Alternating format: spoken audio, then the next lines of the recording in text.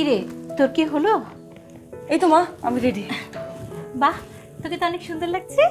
Thank you মা। তোকে তো একটা কথা বলাই হয়নি। বলো না কি?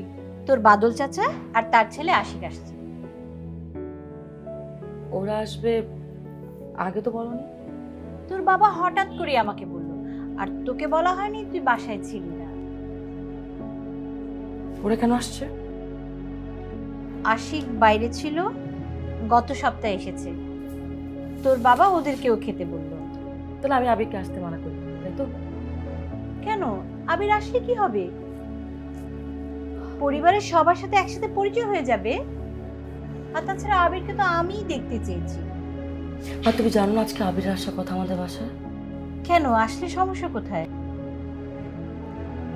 তুমি সবকিছু চেনো, এমন করছো না? আর তুমি কি মনে করো আমি সব বুঝি না ওরা কেন আসতেছে? বুঝলে তো ভালো। মা হয়ে সন্তানের অমঙ্গল চাই না, তাই আমি নিচে যাচ্ছি, তুই রেডি হয়ে আয়।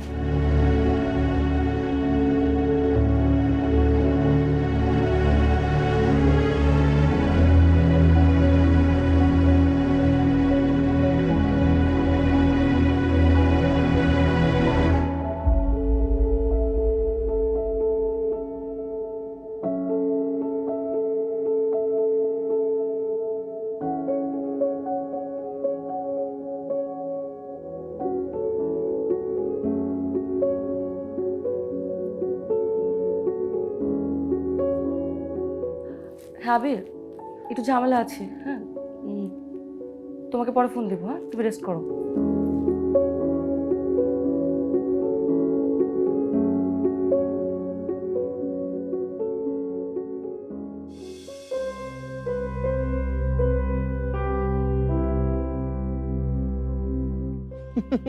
বন্ধু, তুমি আর নে, আর তোমার খুঁজতে খুঁজতে আমি শেষ।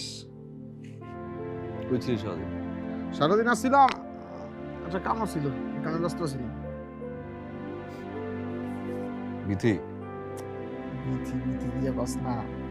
আচ্ছা তোর কি মন খারাপ? আসল কথা কত, কোনো ঝামেলা হয়েছে? কি হয়েছে? স্টুডেন্ট পড়ে এসেছি, টায়ার্ড। ফ্রেশ হলাম, ভালো লাগলো, ছাদে যাই। সেই সুবিধা ভাবছো ছাদে যাও, তারা দেখবা, সবই ভালো। তোমার যে ভাবির কাছে যাওয়ার কথা ছিল, তুমি গেছিলা? কিরে?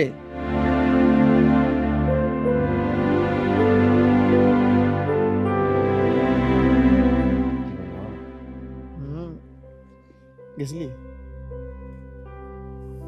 যাই নাই। যাবো কেন? বিষয়টা তো খুব সিম্পল, তাই না? কোনো ঝামেলাই না, খালি টেনশন করতেছিস। চল, খাবার আসছে, আজকে গরুর মাংস রান্না করছে, একসাথে খাবো। না না, কোনো সমস্যা, আমার অ্যালার্জি।